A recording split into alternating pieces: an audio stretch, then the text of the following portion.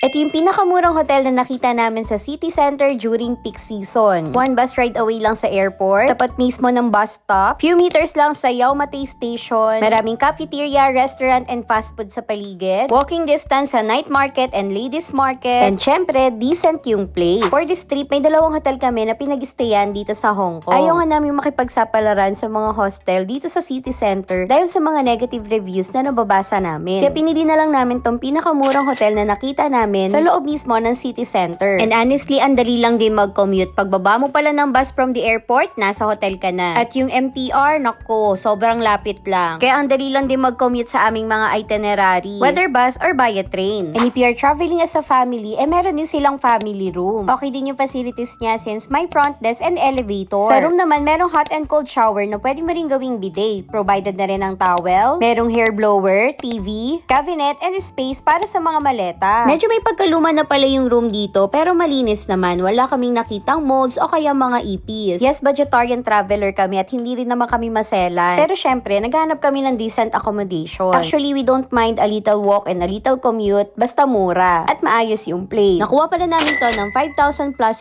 for 2 packs sa Agoda. Actually, medyo mura na siya knowing na February. At eto na talaga yung pinaka-cheap. Pero kung gusto nyo ng mas mura, I recommend Rambler Hotel. Malayo nga lang siya, need mong mag-minibus para makapunta sa train station. Pero alam mo ba, kaya mo kumuha ng triple room for only 3,000 pesos. O diba, ang layo ng difference. Ang cons lang ay maglalakad ka talaga at magmi-minibus. Kaya kailangan mo mag-purchase ng Octopus card. Pero dito sa Casa Hotel, no need na. Kung may GoTime or Maribank ka, okay na yan basta hindi ka gagamit ng minibus. At syempre, kung gusto nyo makatipid ng konti, you can save our discount code TRIPTYAGODA or click the link on our bio to claim our discount code. At syempre, i-follow nyo na rin kami for more budget-friendly family travels. And don't forget to join our community. O, disclaimer lang ha, iba-iba ang presyo ng hotel, depende sa number of packs at sa date kung kailan ka magbubook. Saka syempre, sa level ng membership mo kay Agoda. Yung mga gold and platinum member kasi, may mga special discount. Kaya expect mo na baka yung rate ko, iba sa rate na makikita mo. Ayun lang guys, bye-bye!